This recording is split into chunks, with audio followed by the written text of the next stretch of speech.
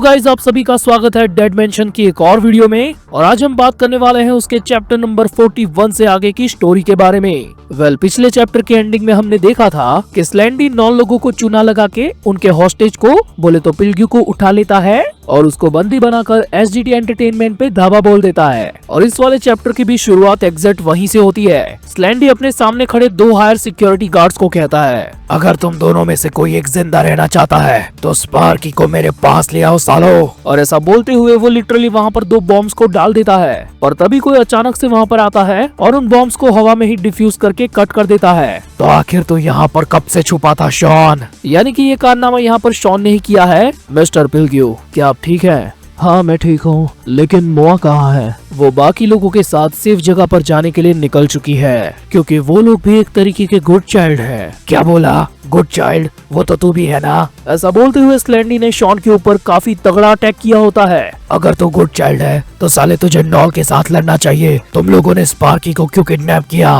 पर इस fighting conversation के दौरान शॉन काफी ज्यादा तेजी से मूव करता है और बातों बातों में ही स्लैंडी को बताता है कि तू साले गलत फहमी मत पाल, हम लोग किसी भी एंगल से गुड चाइल्ड नहीं है, वी आर बैड चाइल्ड्स। लेकिन फिर भी तू काफी ज्यादा धीमा है। अच्छा ऐसा है तो ये ले। एंड शॉन ने भाई लिटरली ये कहते हुए काफी तगड़ी किक मारी होती है स्लैंडी को। और हम देखते हैं कि शॉन इस लड़ाई के अंदर काफी ज्यादा फोकस्ड है। स्लैंडी भाई इस लात से सीधा लाइट कैमरा एक्शन के सेट पर जाकर गिरते हैं, पर तुरंत ही वो अपनी जगह पर खड़े होकर शॉन से कहते हैं, अबे गुड हो या बैड, तू बाहर में जा साले, मुझे क्या लेना देना तुमसे, मुझे बस स्पार्की लौटा दो। अब आपके दिमाग में भी ये आया होगा कि आखिर स्लैंडी का ऐसा कौन सा कनेक्शन है स्पार्की के साथ कि वो उसकी इतनी ज्यादा केयर करता है। वेल ये चीज हमें उसके पास्ट के थ्रू पता चलती है। हम देखते हैं एक लग्जरी कोठी बंगले को और ऑथर हमें बैकग्राउंड में बताते हैं कि ये तकरीबन 10 साल पहले की बात है। उस वक्त एक इटालियन माफिया अपनी पूरी एक ऑर्गेनाइजेशन चलाता था और अपना ये एम्पायर उसने खड़ा किया था अपने सबसे ज्यादा वफादार कुत्ते के दम पर। एक ऐसा कुत्ता जिसे खून और मिट्टी उन दोनों से कोई भी परहेज नहीं था। ये एक तरीके से उसकी वफादारी ही थी उसके मालिक की पूरी ऑर्गेनाइजेशन के प्रति। लेकिन एक दिन अचानक से उस कुत्ते ने एक डिसीजन लिया कि वो इन सारी चीजों को छोड़ के हमेशा के लिए चला जाएगा। और ऐसा उसने इसीलिए किया क्योंकि उसे अपनी जिंदगी का एक नया मालिक मिल गया था। वेल अभी जिस कुत्ते की बात हो रही है वो हमारे स्लैंडी भाई ही है, जो अपने पास्ट में एक तरीके से इटालियन जॉन विक थे। और उनका ये मारधाड़ वाली जॉब छोड़ने का कारण भी एक खास वजह थी, और वो थी उनकी बीवी और उनकी बेटी, जिनकी तस्वीर वो अभी अपने लॉकेट के अंदर देख रहे हैं। अब अगले सीन में हम देखते हैं स्लैंडी भाई के घर को, और ये एग्जैक्ट उसी वक्त के बाद का सीन है जब उन्होंने इटालियन जॉन विक पने से एक तरीके से रिटायरमेंट ले लिया था। और अपना घर का दरवाजा खोलते ही वो देखते हैं कि घर में काफी ज्यादा अंधेरा और सन्नाटा है। वो लाइट जलाते हुए अपनी बीवी से कहते हैं कि कम से कम डार्लिंग तुम्हें घर की लाइट तो ऑन रखनी चाहिए थी। पर लाइट को ऑन करते ही स्लैंडी भाई देखते हैं कि उनके सामने उनकी बीवी और बच्ची दोनों खून से सने हुए हैं। और ये देखकर स्लैंडी काफी ज्यादा शॉक में जा चुका था। पर तभी अचानक से कोई एक असासिन पीछे से निकलकर उसके सर पर अटैक करता है और हम देखते हैं फ्लोर पर गिरे हुए स्लैंडी के खून को। और उसकी कुछ देर बाद पेट्रोल की स्मेल के चलते स्लैंडी की आंखें खुलती है और वो खुद देखता है कि उसकी आंखों के सामने उसका पूरा का पूरा घर जल रहा है, और वो भी उसकी जिंदगी के नए मालिक के साथ। ये नजारा देखकर वो काफी ज्यादा सहम चुका था एंड इसी के चलते वो हल्की आवाज में बोलता है, अनाया प्लीज प्लीज ऐसा मत करो, नहीं ऐसा नहीं हो सकता, तुम मुझे छोड़कर नहीं जा सकती, ऐसा नहीं हो सकता है ना, तुम नहीं मर सकती, तुम तो मुझे अभी भी ठीक लग रही हो बेटा। अब स्लैंडी खुद असलियत जान चुका है, लेकिन इसके बावजूद वो ये चीज एक्सेप्ट करना नहीं चाहता। वेल उसकी जिंदगी का मालिक जो बताया गया था वो उसकी बीवी नहीं बल्कि असलियत में उसकी बच्ची थी। और अभी उसे ऐसा लगता है कि वो स्टिल उसे बचा सकता है, तो इसीलिए वो उस जलते हुए घर के अंदर अपनी बेटी को हक करके कवर कर लेता है और वहीं पर बैठ जाता है। पर अफसोस जैसा कि हम जानते हैं कि वो सरवाइव नहीं कर पाएगी क्योंकि वो पहले से ही जा चुकी है। और अगले सीन में हम देखते हैं उसी इटालियन बॉस के कोठी बंगले को, जिसके दरवाजे पर एक जला हुआ बंदा अपनी शॉटगन के साथ एंट्री मारता है। और स्लैंडी की किस्मत देखो कितनी ज्यादा खराब है। वो अपने परिवार के साथ आग में खत्म होना चाहता था, लेकिन फिर भी नहीं हो सका। और जब उसने अपनी आंखों के सामने वो नजारा देखा था ना, तभी वो समझ गया था कि ये उसके पुराने मालिक ने ही करवाया है। वो उस नजारे को देखकर इतना ज्यादा खौफ में आ चुका था कि उसे पता ही नहीं चला कि कोई लुल्ली असासिन उसके पीछे से आकर उसको मार गया। वरना आप ही सोच कर देखो कि लिटरली एक जॉन विक जैसे बंदे को आखिर कौन ही टेक डाउन कर सकता है। वेल यहाँ पर मैं चैप्टर से हटकर कुछ खास डिटेल्स को बताना चाहूंगा।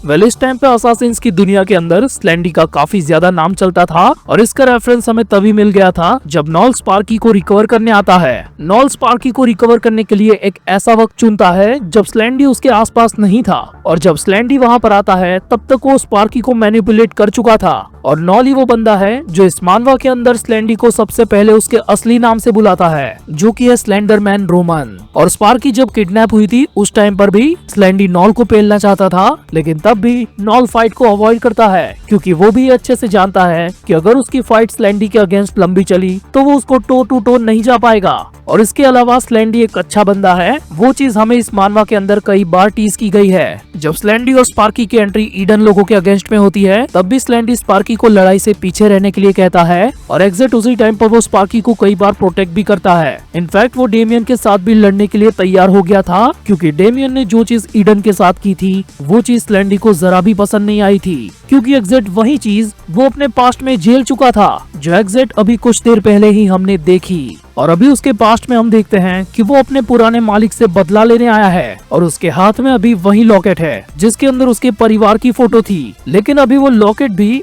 आग में पिघल चुका है। अब हमें यहाँ पर नहीं बताया गया कि इसके आगे स्लेंडी के साथ क्या हुआ। अब कुछ चीजें देखकर तो यही लगता है कि उसने उस पूरी इटालियन ऑर्गेनाइजेशन का खात्मा कर दिया होगा, जिसके बाद वो किसी न किसी तरीके से स्पार्की से मिला होगा और उसके अंदर उसे अपनी बेटी दिखी होगी, क्योंकि ये चीज हम इस फोटो के अंदर क्लियर देख सकते हैं कि स्लेंडी की छोटी बच्ची कुछ कुछ स्पार्की की तरह ही दिखती थी। और यहाँ से सीन शिफ्ट होता है प्रेजेंट में। मॉर्गन के अंकल को खबर मिलती है कि कोई धमाका करते हुए बिल्डिंग के अंदर आ रहा है। ये सब आखिर क्या बकवास चल रहा है, क्या वो नॉल नाम का बंदा अभी यहाँ पर आया है? ये सुनकर छोटी सी स्पार्की को थोड़ी सी उम्मीद मिलती है कि नॉल उसे वापस ले जाने आया है, और इसीलिए वो भी यहाँ से भागने के लिए तैयार हो जाती है। वो अपने छोटे जूड़े में से छोटा बॉम्ब निकालती है और कहती है, नॉल यहाँ पर आ गया, नॉल यहाँ पर स्पार्की के लिए आ गया। और ऐसा बोलकर वो उस बॉम्ब को वहीं उछाल देती है। इधर शॉन और स्लेंडी के बीच में घमासान फाइट चल रही होती है, और पिल्ग्यू छुपकर शॉन को बताता है कि क्या बच्चे मैं तेरी मदद कर सकता हूँ, लेकिन शॉन उसको चालू फाइट में ही मना कर देता है। और अभी शॉन को स्लेंडी के साथ लड़ता हुआ देखकर पिल्ग्यू अपने मन में कहता है कि जब मैं उससे पहले लड़ा था ये उससे कहीं ज्यादा बदल चुका है। शॉन लिटरली स्लेंडी की हर बुलेट को डॉज कर रहा है और साथ में अपने नाइफ से स्लेंडी के ऊपर अटैक भी बजा रहा है। मैं पहले ही तेरी सारी टेक्निक को समझ चुका हूँ। क्या बात है, तू तो काफी ज्यादा तेज हो गया। ये सब का सब डिमिट्री की वजह से है। तब तो उसको तुझ पे काफी ज्यादा प्राउड फील होता होगा। और ऐसा बोलते हुए स्लेंडी काफी ज्यादा गुस्से में अपनी गन को फेंक देता है और अपनी उंगलियां चटकाते हुए शॉन पर टूट पड़ता है। शॉन भी काफी ज्यादा स्पीड में उसके अटैक से बचता है और उस पर कैरमबिट नाइफ से अपना एक अटैक लैंड करने जाता है, पर अगले ही सेकंड हम देखते हैं कि स्लेंडी ने उसके नाइफ तक को अपने हाथों से तोड़ दिया है। भाई साहब, Italian John Wick, absolute cinema. Literally स्लेंडी के पंचेस उस फ्लोर की टाइल्स को तोड़ रहे हैं। हाँ चल मैं भी देखता हूँ, आखिर तू कब तक मेरे अटैक्स को डॉज करता रहता है। और शॉन को ये चीज समझ में ही नहीं आ रही कि अभी तक की फाइट के दौरान उल्टा उसने स्लेंडी को इतना ज्यादा घायल किया है, तो फिर वो हर पल इतना ज्यादा तेज कैसे हो रहा है। हाँ तू समझ नहीं पाया ना अभी तक, अब तू और ज्यादा भुगतेगा शॉन भाई ये देख के काफी ज्यादा शौक होता है कि स्लेंडी के मुंह में से भाप निकल रही है, और अगले ही पल शॉन को ये पता ही नहीं चलता कि स्लेंडी का हाथ कब उसके मुंह पर आ गया। और यहाँ से नेक्स्ट सेकंड स्लेंडी ने शॉन का मत्था दीवार में घुसेड़ दिया होता है। आखिर तेरा ध्यान कहाँ है? स्लेंडी फुल रेज मोड के अंदर उसको दीवार से घसीटकर सीधा जमीन पर पटकता है, पर अपनी इस हालत में भी शॉन उसके मुंह पर एक नी दे मारता है, पर इससे भी स्लेंडी पर कोई फर्क नहीं पड़ता। उल्टा वो शॉन से कहता है, उम्मीद छोड़ दे, तू नहीं जीत सकता मुझसे। और ऐसा बोलते हुए स्लेंडी ने लिटरली शॉन को जमीन के अंदर ऐसा धसा दिया होता है। पर हम देखते हैं कि शॉन भाई भी अब धीरे धीरे अपने दिमाग का संतुलन खो रहे हैं, और अपनी क्रेजी स्माइल के साथ वो स्लेंडी को कहता है, अरे नहीं नहीं नहीं नहीं नहीं, अभी तो असली मजा शुरू हुआ है, क्योंकि मैंने उसे ढूंढ लिया।